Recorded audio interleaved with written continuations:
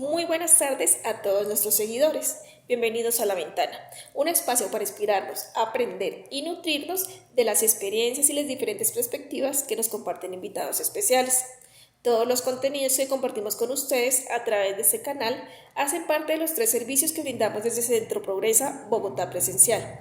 Hoy estamos transmitiendo desde La Ventana Naranja, porque en Centro Progresa este color nos representa a todos los interesados en el mundo laboral.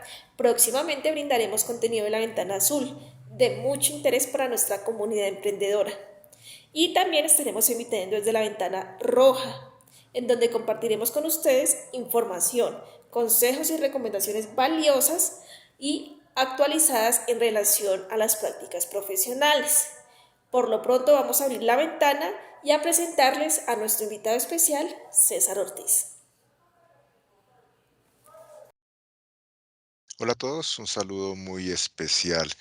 Hoy vamos a tratar un tema que es muy importante para todas las personas que se van a conectar a este webinar y es el régimen de pensiones en Colombia. Cuando hablamos de pensiones en Colombia, seguramente tendríamos que remontarnos históricamente a la época de Simón Bolívar, de la independencia en Colombia, cuando él comenzó a otorgarle una pensión, precisamente la llamó así, para las familias de esos soldados que resultaban heridos o muertos en combate y que dieron la vida pues por nuestra libertad. De por allá viene ese término de pensión y miren todo lo que ha evolucionado.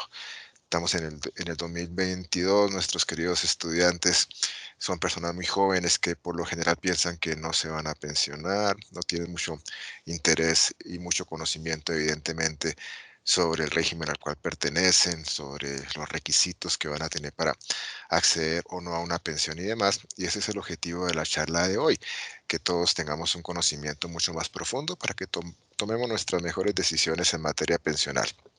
En este momento, el escenario en Colombia no es fácil, es un escenario complejo.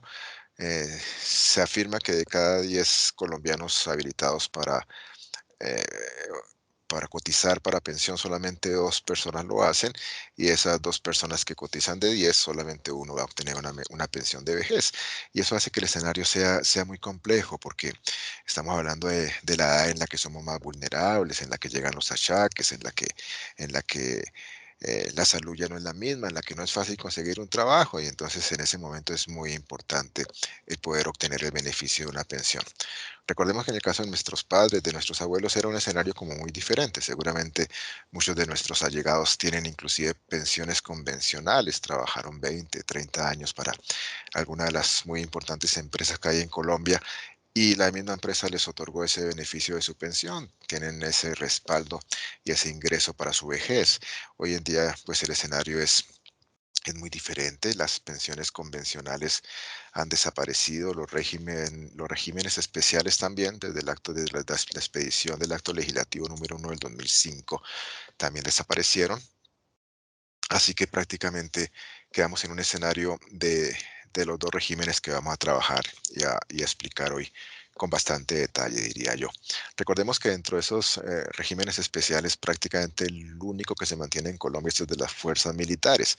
Los militares, independiente de si trabajan en la Fuerza Aérea, en la policía, en el ejército y demás, tienen el beneficio de una asignación por retiro. Y esa asignación por retiro se les da a los 20 años de servicio independiente de la edad. Por eso las personas que ingresan a las fuerzas militares por lo general salen pensionados muy jóvenes y pueden después seguir trabajando y seguir obteniendo otros ingresos adicionales a esa pensión que, como les digo, pues se llama esa asignación por retiro.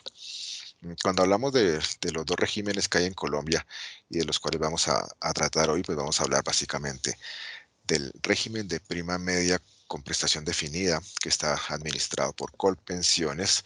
Recordemos que Colpensiones fue la entidad que se creó y reemplazó al antiguo Instituto de los Seguros Sociales. El Instituto de los Seguros Sociales fue el primer régimen o el primer instituto que manejó las pensiones en Colombia a partir del año 1967. A partir del año 1967, todos los colombianos ya por ley estábamos obligados, o las empresas estaban por ley obligadas a afiliarnos al régimen pensional administrado por el entonces Seguro Social.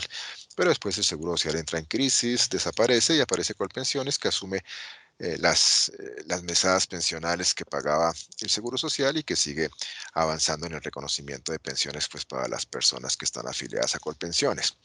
Con la expedición de la Ley 100 de 1993 nace el régimen de ahorro individual con solidaridad. Ese régimen de ahorro individual con solidaridad son los famosos fondos privados de pensiones. Cuando hablamos de los diferentes fondos a los cuales muchos de los que nos están viendo hoy seguramente están afiliados, ese es el régimen de ahorro individual con solidaridad. Algunas de las normas más importantes en materia de pensiones en Colombia, aunque haciendo claridad que obviamente desde el 67 que se crea el Seguro Social, pues hubo otra normatividad que en su momento estaba vigente. Hoy en día sí, pues tenemos muy en cuenta la Ley 100 de 1993, la Ley 797 del 2003 y el Acto Legislativo número 1 del 2005, porque esas tres normas marcan lo que es hoy en día la realidad del sistema pensional colombiano. La Ley 100 del 93 establece en Colombia el Sistema General de Seguridad Social. Recordemos que esa Ley 100 entra en vigencia el 1 de abril del 94 y fue la que estableció un Sistema General de Pensiones, un Sistema General de Salud y un Sistema General de Riesgos Profesionales o Riesgos Laborales. Mm, Hoy solamente de ese Sistema General de Seguridad Social, pues vamos a hablar del régimen general de pensiones que establece esa Ley 100. La Ley 797 del 2003 establece la obligatoriedad de la afiliación al sistema de seguridad social para los trabajadores independientes e independientes. Eso es muy importante porque antes solamente estaban obligados a cotizar para seguridad social los trabajadores vinculados mediante la relación de un contrato laboral, pero a partir de la expedición de la Ley 797 del 2003, las personas que realizan trabajos independientes también tienen la obligación legal de cotizar para su pensión. Obviamente que si vamos a la realidad, esa realidad en su mayoría no la cumplen. Las personas que ejercen trabajos independientes, abogados, contadores, taxistas, cualquier persona que ejerce cualquier labor o trabajo independiente, por lo general en la práctica no están cotizando para el Sistema General de Pensiones, pues lamentablemente. El tope máximo de cotización en Colombia es sobre 25 salarios mínimos legales mensuales vigentes y esa ley 797 de 2003 también aumenta las semanas requeridas para pensionarse. Eh, Recordemos que en este momento, en el año 2022, las semanas que se requieren para pensionarse son 1.300.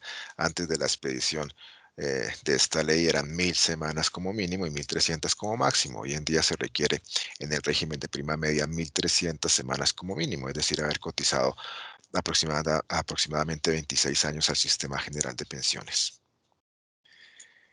El acto legislativo número 1 del 2005 es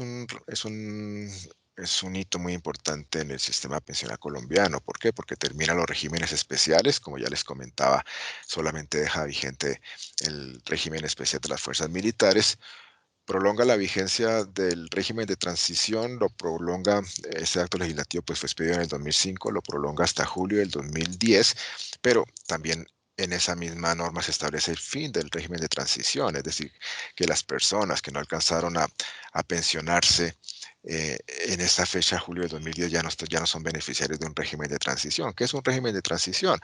El régimen de transición es un espacio que se deja cuando nace una nueva ley para que las personas que se vean más beneficiadas con el escenario jurídico anterior, pues tengan la posibilidad de adquirir sus derechos o de defender derechos ya adquiridos.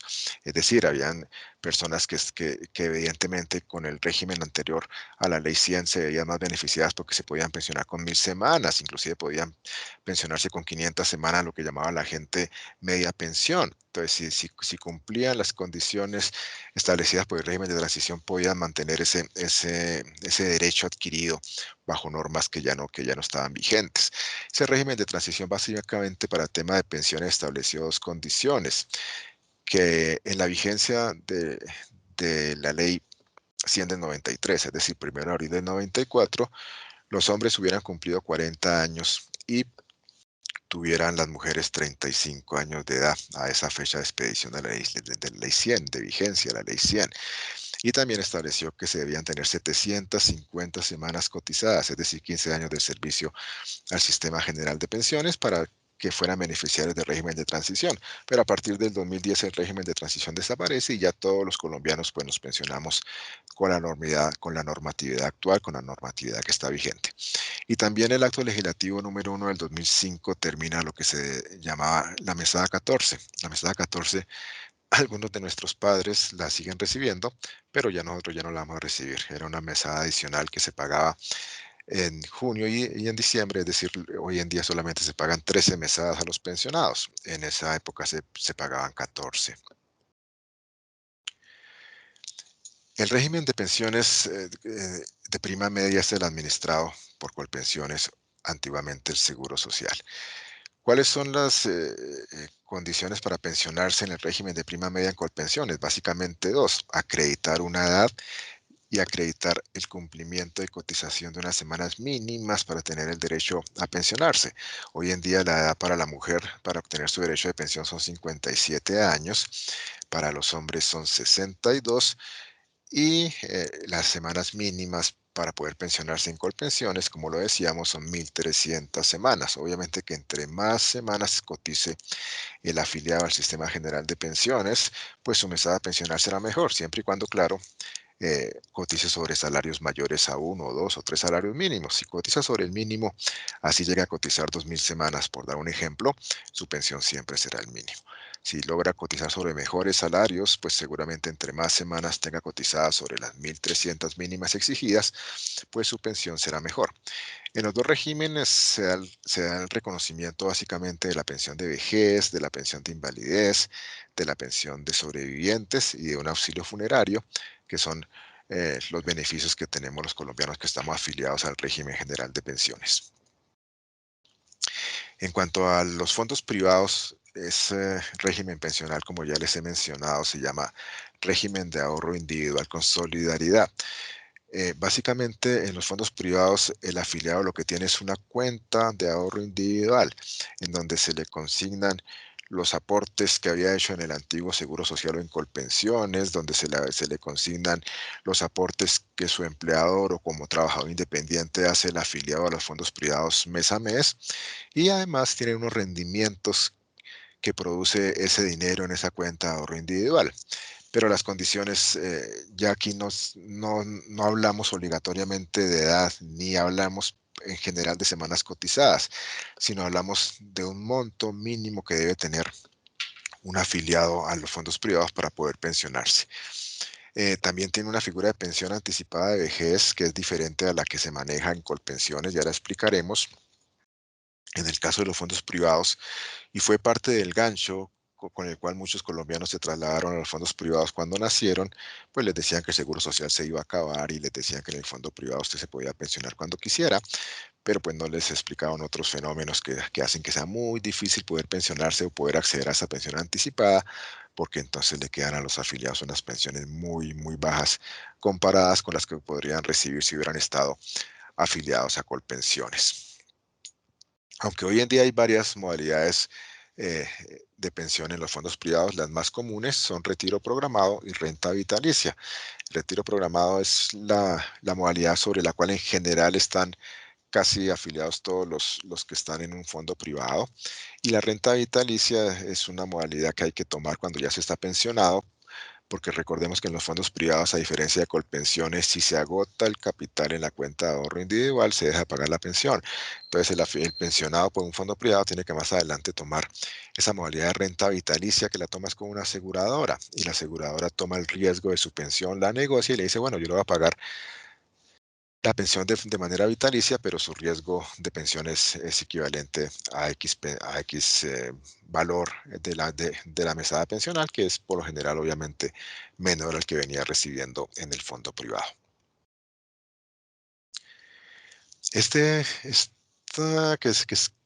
expresión que estamos utilizando en esta diapositiva es muy, muy importante para las personas que en este momento están afiliados eh, a los fondos privados, o que sepan que sus padres están afiliados a sus fondos privados y que ya no están cotizando y demás. Es muy importante que les enteren de esto.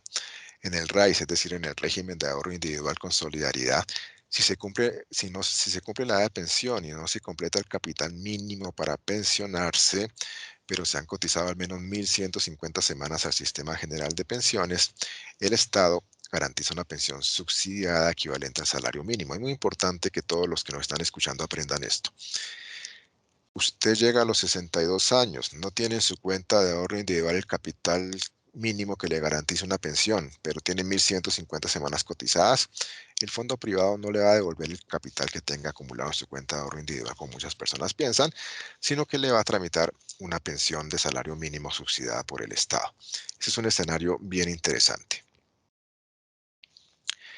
En la actualidad, el capital mínimo para que asegura una pensión mínima en los fondos privados se calcula en más o menos 280 millones de pesos para los hombres y como unos 320 millones para las mujeres. Haciendo la claridad que para el reconocimiento de la pensión en los fondos privados, ellos revisan demasiado riesgos, como por ejemplo, obviamente la expectativa de vida del pensionado, si está casado, si tiene hijos, qué edad tienen los mismos para saber el riesgo de muerte y demás, y a partir de eso reconocen la pensión. Cuando ustedes piden su extracto o les llega su extracto trimestral a su cuenta, a su correo electrónico, porque les debe llegar cada 3 meses su extracto de su fondo privado, ahí les aparece un capital acumulado, que en general está conformado por el bono pensional. Si tiene derecho a bono pensional, es decir, si usted se trasladó de Colpensiones o del Seguro Social, tiene un bono pensional. Por los aportes del periodo, por todos los aportes que usted ha hecho desde que está afiliado al fondo privado, los rendimientos del trimestre y un saldo total. Hay veces que mis queridos estudiantes se emocionan mucho porque les llega su extracto y les dice capital acumulado 10 millones, rendimiento del periodo 1 millón, nuevo saldo acumulado 11 millones de pesos. Y se emocionan mucho porque dicen, oye, mire que todos los rendimientos que me está dando el fondo privado. Pero probablemente cuando conocen esta cifra que deberán completar en su cuenta de ahorro individual a los 62 años o a los 57 para tener derecho a una pensión de salario mínimo, se darán cuenta que el escenario no es favorable ni es nada fácil. Una persona que cotiza sobre el mínimo, sobre 2 salarios mínimos, nunca va a completar el capital mínimo requerido para pensionarse. Tendrá que optar entonces por dos opciones. La primera opción tendrá que optar por solicitar la devolución de saldos, que es lo que mucha gente quiere, es decir, si las personas si tienen 100 milloncitos ahí ahorrados, porque pues por los rendimientos si crece el valor y llega la edad de pensión y no cumple obviamente con los 280 millones y no tiene 1.150 semanas acumuladas, podrá pedirle al fondo privado que le devuelva ese capital. Eso es muy importante. Pero si la persona tiene 200, 100, 150, 200 millones y como ya lo explicaba anteriormente, tiene 1.150 semanas acumuladas en su vida laboral, no le devolverán esa platica, no le devolverán un peso, sino que le tramitarán una pensión de salario mínimo. En los fondos privados, a diferencia de Colpensiones, no importa el promedio de los últimos 10 años cotizados, no importa que yo esté ganando cuando me vaya a pensionar 4, 5, 6 millones de pesos. Lo que importa es el capital que tengo acumulado en la cuenta de ahorro individual. Y si el capital apenas me da para una pensión de un salario mínimo o de 2 salarios mínimos, no importará para nada el promedio sobre el cual yo haya cotizado en los últimos años. Esta figura de la pensión anticipada, cuando hablamos del régimen administrado por los fondos privados, el régimen de ahorro individual con solidaridad, es la posibilidad, como le explicaba, de pensionarse antes de cumplir la edad de pensión. Es decir, si usted antes de cumplir los 62, antes de cumplir los 57, tiene en su cuenta de ahorro individual 400, 500 millones de pesos, pues decirle al fondo privado que lo pensiona anticipadamente y están en la obligación de hacerlo. Solo que la pensión va a ser muy bajita, solo que la pensión va a ser, se calcula más o menos un 30% por debajo de lo que sería la pensión si usted espera el cumplimiento de la edad. Entonces sí tiene ese beneficio, usted entre comillas puede pensionarse cuando quiera, pero ese cuando quiera ustedes ya están aprendiendo hoy que significa un gran esfuerzo, que hay que acumular un capital mínimo para tener derecho a una pensión y si uno quiere una pensión anticipada, pues tiene que haber acumulado un capital muy importante para realmente tener derecho a esa pensión anticipada. En el régimen de prima media, es decir, en Colpensiones, hay una figura también de pensión anticipada, pero es muy diferente.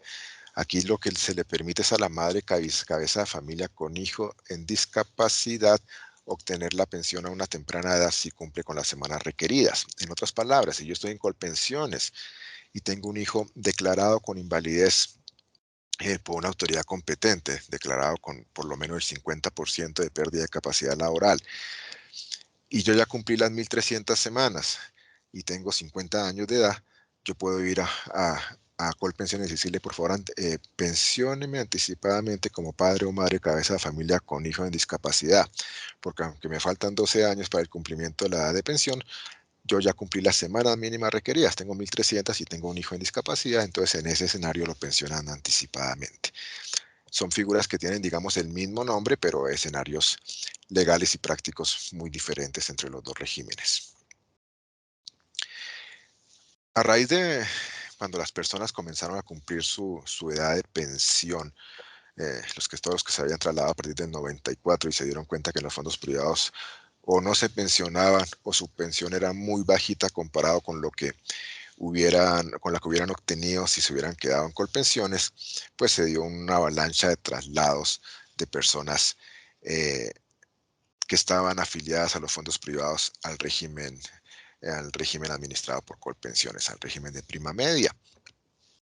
Eh, Muchos de estos traslados fueron inoportunos, es decir, si usted estaba cotizando sobre el salario mínimo, era claro que nunca iba a cumplir con un capital para pensionarse en el fondo privado, pero si usted tenía 1.150 semanas, igual iba a recibir una pensión de salario mínimo, mientras que si se traslada a Colpensiones va a recibir el mismo salario mínimo, pero tiene que cumplir 1.300, es decir, tiene que cotizar 150 semanas más, es decir, tiene que cotizar 3 años más. Recordamos que en derecho laboral, el año laboral, cada año cotizado son 50 semanas cotizadas y cada mes laborado son 4.29 semanas las cotizadas al Sistema General de Pensiones. Entonces, ¿cuándo se puede dar un traslado entre regímenes? Primero debe haber transcurrido 5 años desde la última afiliación.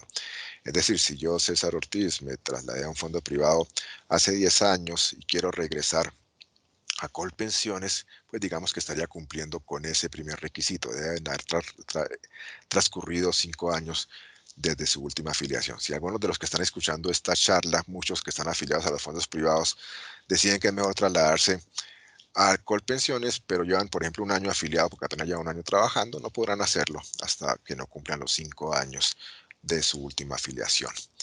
Otro requisito que es muy importante para poder trasladarse, digamos, sin problemas, sin demandas, sin abogados, colegas como yo, es el trasladarse antes de que falten 10 años para el cumplimiento de la edad de pensión. Es decir, las mujeres tendrían que trasladarse antes de cumplir 47 años y los hombres tendrían que trasladarse antes de cumplir 52 años. Si ya cumplen 52, 53, 54, si las mujeres también ya cumplen 47, 48, 49, ya no pueden trasladarse, digamos, legalmente sin ninguna dificultad, sino que tendrán que pedir a un abogado que los asesore para que mediante una demanda laboral se solicite a un juez de la República la anulación de la afiliación que en su momento hizo al fondo privado y el traslado pues a Colpensiones. ¿Qué es lo que estamos diciendo ahí? Si al afiliado le faltan menos de 10 años para el cumplimiento de la edad o ya está pensionado y quiere trasladarse, debe mediante apoderado presentar una demanda buscando la anulación de la afiliación que realizó en su momento al fondo privado correspondiente. De esos procesos se calcula que hay más o menos 200.000 procesos en Colombia eh, en la que los abogados le hemos solicitado a los jueces la anulación de la afiliación a personas que estaban en el fondo privado, que ya no cumplían con los dos primeros requisitos, y le estamos pidiendo al juez que reconozca mediante una sentencia judicial ese regreso a Colpensiones. En general son procesos que hoy en día se están ganando mucho porque ya hay mucha jurisprudencia, pues que indica que los fondos privados tenían la obligación de darle una debida asesoría a los afiliados en el momento en que se trasladaron y que si les hubieran dado toda la información correspondiente, seguramente muchos de los que se trasladaron pues no hubieran tomado esa decisión que les afectó mucho sus expectativas pensionales. Antes podíamos demandar traslado también para las personas que estaban pensionadas, pero el año pasado la Corte Suprema de Justicia expidió una sentencia en la que ordena que ya, digamos que el reconocimiento de la pensión es un derecho consolidado, pero abrió el espacio para que se demande eh, una indemnización por los daños y perjuicios que se ocasionó a ese pensionado por la diferencia entre la pensión que le está pagando el fondo privado y la que hubiera podido obtener si se le hubiera permitido en su momento el traslado a Colpensiones. Ese es un escenario muy interesante que abrió la Corte Suprema de Justicia. Como se cometieron tantos errores en esos traslados masivos a Colpensiones, hoy en día la doble asesoría es obligatoria. Antes era a partir de los 47 años que era obligatoria. Hoy en día es obligatoria para todo el mundo. Es decir, si yo tengo 25 años y me quiero trasladar de régimen, también tengo que pedir la doble asesoría. La doble asesoría es que si yo estoy afiliado al fondo privado, le digo al fondo privado, señor fondo privado X, necesito trasladarme, quiero trasladarme, necesito una doble asesoría. Entonces yo le coloco una cita presencial o virtual, le explican todo su escenario pensional, le explican su edad, le explican cuánto capital tiene que acumular para pensionarse, qué pasa si no sigue cotizando, cuánto dinero le devolverían y demás. Y le envían esa información consolidada a su correo electrónico. Y a su vez, usted también tiene que pedir a Colpensiones una cita para doble asesoría diciéndole, oye, Colpensiones, yo quiero trasladarme. Me explica mi escenario pensional si me traslado y entonces un funcionario de Colpensiones le explicará también en detalle qué pasa si se traslada, cuál es la expectativa de pensión, cuánto dinero le devolverían a usted si no logra cumplir las semanas, por ejemplo, y tiene que reclamar lo que en Colpensiones se llama la indemnización sustitutiva de pensión. Y todo ese escenario también se lo envían a su correo para que ya con la información muy completa de los dos regímenes, cada colombiano tome una decisión muy bien estructurada y muy bien informada sobre si le conviene o no trasladarse entre algún régimen al otro. Como les decía, no siempre es más favorable trasladarse a Colpensiones. Cada caso debe analizarse de manera individual. Les explicaba, las personas de servicio doméstico, las personas que ganan el salario mínimo, todas las personas es mejor que se queden en el fondo privado. En el fondo privado van a obtener su pensión subsidiada a las 1.150 semanas y no a las 1.300. Y también en caso de que no alcancen a completar las semanas cuando cumplan la edad para pensionarse, digámoslo así, que llegan a los 62 años, perdón, y no cumplan con el capital mínimo requerido para pensionarse, pues el fondo privado, si no cumplen las 1.150 semanas, les va a devolver aportes que son muy importantes. En eso sí son mucho mejores los fondos privados. Cuando hacen devolución de saldos, se calcula que el promedio de devolución de un fondo privado está más o menos en 30 a 35 millones de pesos, mientras que el promedio de la indemnización sustitutiva de pensión que paga Colpensiones es de 5 millones de pesos. La diferencia tan grande es porque los fondos privados cuando hacen devolución de aportes de saldos sí hacen devolución de los rendimientos y eso es lo que genera que las cuentas de ahorro individual de los pensionados, de los afiliados a los fondos privados, pues crezcan representativamente. Otro escenario en el que son mejores los fondos privados es en el tema de cuando muere el pensionado. Cuando muere el pensionado en ambos regímenes los beneficiarios son los beneficiarios de ley. Es decir, si usted tiene esposa, la esposa o compañera permanente será la que lo sustituya en la pensión. Si usted tiene hijos menores de edad hasta los 18 también. Si tiene hijos mayores de 18 hasta los 25 y están estudiando también. Si tiene un hijo con pérdida de capacidad laboral decretada legalmente, es decir, en discapacidad mayor del 50%, también es beneficiario de la pensión en forma vitalicia. Pero si yo no tengo ninguna de esas personas, es decir, el pensionado fallece y ya sus hijos tienen 30 años, 40 años, su esposa falleció, no tiene compañera permanente, no tienen hijos en discapacidad, en el caso de Colpensiones esa pensioncita se pierde. En el caso de los fondos privados, no. En el caso de los fondos privados, ese capital acumulado que queda forma parte de la sucesión. Y como forma parte de la sucesión, se le entrega ya no a los beneficiarios de ley, sino a los herederos de ley.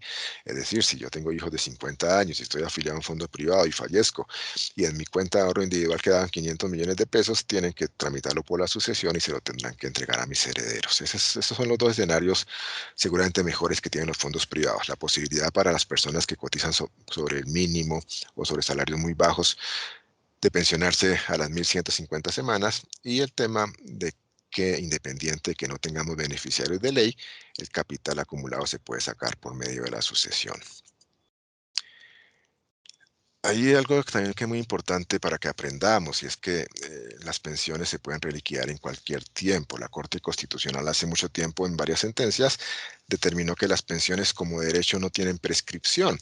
Eso quiere decir que si su papá fue pensionado hace 40 años y siente que está mal pensionado, uno hay veces que los escucha diciendo, oye, pero es que yo trabajaba con Pepito Pérez y ganábamos lo mismo, hacíamos lo mismo y Pepito Pérez tiene una pensión de 2 millones y yo tengo una pensión de salario mínimo y de pronto se quedan sin hacer nada años y años. Así hayan pasado 40 años, ellos podrían, si se asesoran bien o si saben directamente hacerlo, solicitar la reliquidación de la pensión ante su entidad correspondiente y eso se puede hacer.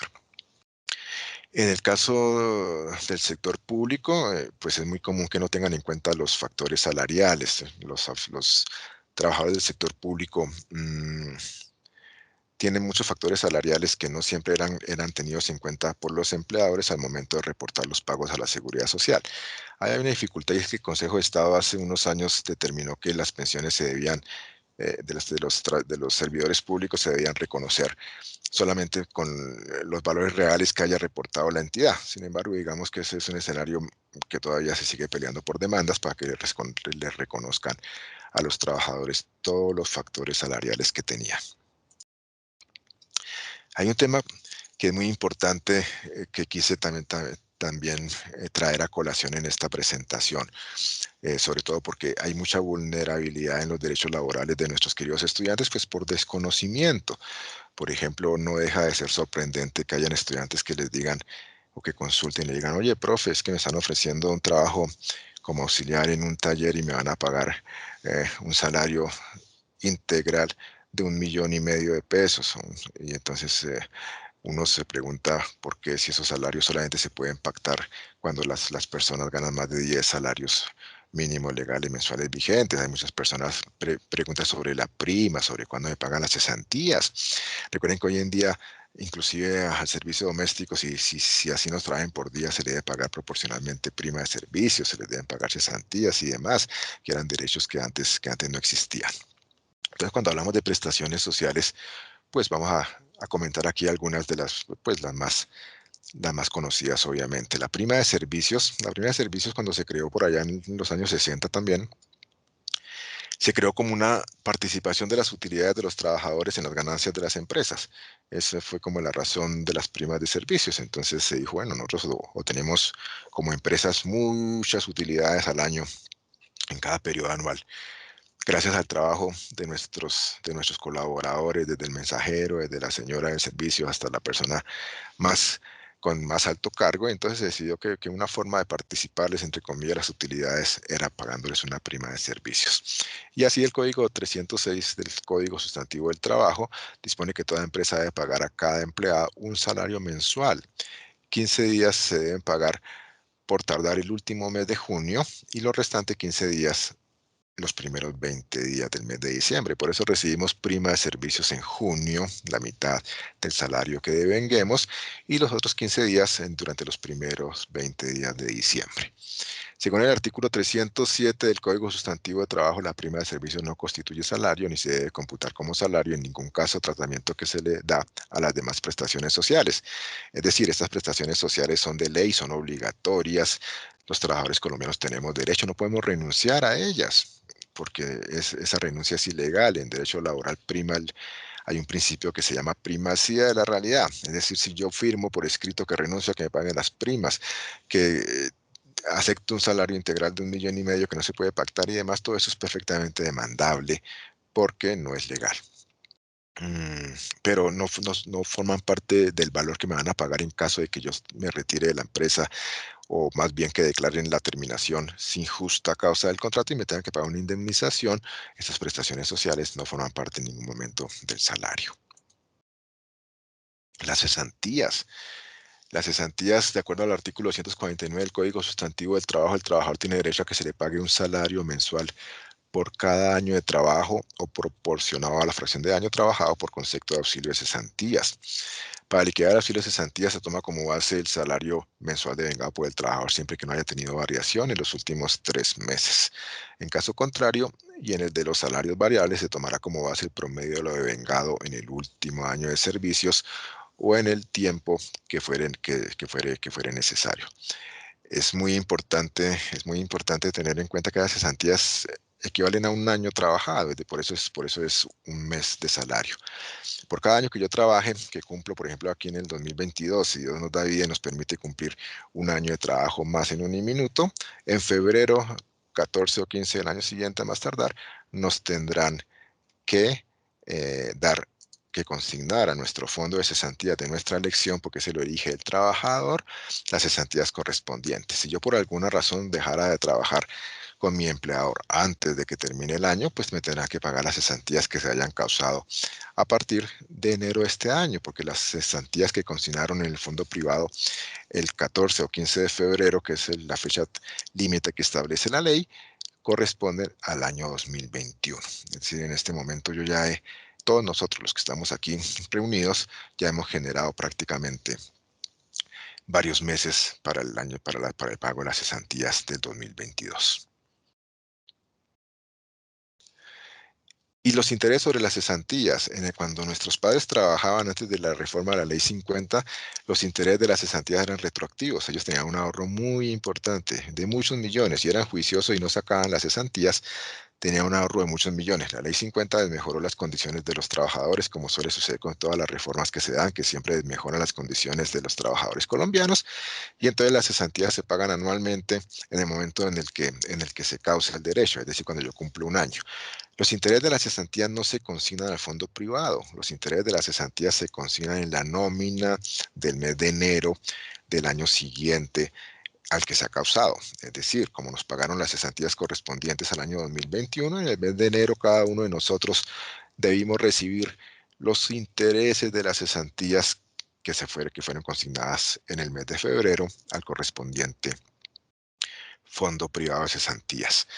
El empleador debe pagar a sus empleados interés sobre las cesantías que tenga acumuladas a 31 de diciembre de cada año a una tasa del 12% anual y en proporcional con el tiempo que se lleve elaborando si este es menor. Es decir, si yo trabajo 4 meses, me pagarán como intereses de cesantías el 4% porque es un 1% anual. Por eso ya no es un valor representativo y no es acumulable, no es retroactivo, se va liquidando cada año.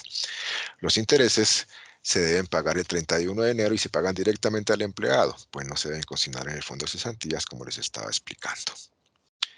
La dotación, es muy importante el tema de la dotación, que también es una prestación laboral social. Todo empleador debe suministrar al empleado como dotación cada 4 meses un par de zapatos y un vestido, así es como lo determina la ley laboral. Esta obligación es para con los empleados que devengan un sueldo de hasta 2 salarios mínimos, es decir, si ustedes me están escuchando y devengan hasta 2 millones de pesos, porque el salario mínimo hoy en día es de 1 millón de pesos, tienen derecho a que les paguen esa dotación y tendrán derecho los trabajadores que a la fecha de la entrega de la dotación lleven laborando en la empresa por lo menos 4 meses. Las fechas de la entrega de la dotación, que son tres al año, son 30 de abril, 31 de agosto y el 20 de noviembre de cada año. Hoy es el derecho laboral, el Código Sustantivo establece la prohibición de compensar en dinero ese pago de la dotación. Sin embargo, hoy en día en la práctica, la mayoría de las empresas le dan a los trabajadores un bono que les dicen que es su dotación del periodo del año y pues los trabajadores aceptan eso. En realidad, si se cumpliera exactamente la ley, se tendrían que entregar tres dotaciones en calzado y vestido, de acuerdo a la labor que usted hace. Obviamente, si usted trabaja como operario en un taller, pues no le van a dar un vestido de paño, pero le tendrían que dar un overol o algo que corresponda a su labor. Si usted es enfermera y no gana más de 2 salarios mínimos, si usted trabaja como mensajero, pues ahí sí le deberían dar su vestidito de corbata y unos zapaticos, pero hoy en día digamos que se ha transformado ese derecho en bonos que le entregan las empresas a sus trabajadores, aunque eso realmente estaría prohibido por la ley. Las vacaciones no se considera una prestación social, sino un descanso remunerado. Esa es la forma como lo define la ley, que corresponde a 15 días hábiles continuos por cada año que yo cumplo laborado. Es decir, si yo cumplo un periodo ya de un año laborando con una empresa, tengo derecho por ley a que se me otorguen las vacaciones de 15 días hábiles. Es decir, me puedo ir a descansar 15 días hábiles, casi un mes, y obviamente que son pagas, porque por eso son un descanso remunerado, así no sean consideradas una prestación social. Las fórmulas para liquidar las prestaciones sociales son esas. Así fue como nosotros estudiábamos derecho y las aprendimos. Prima de servicios es un salario mensual por días laborados en el semestre dividido entre 360, la cesantía salario mensual por días laborados sobre 360, los intereses sobre las cesantías días laborados por 0,2 sobre 360 y las vacaciones un salario mensual básico por días laborados sobre 720.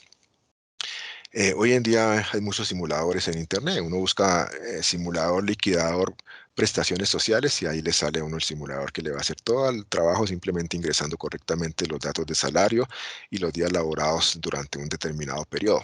Si es un año, pues ya sabemos que se tiene el derecho completo, pero si es menos, pues será un proporcional al derecho. Si son cesantías, si son primas, pues hay que revisar si se trabajó todo el semestre, se tendrá el derecho a los 15 días, y si no, pues es proporcional y para eso son esos simuladores y estas fórmulas que les he querido compartir el día de hoy.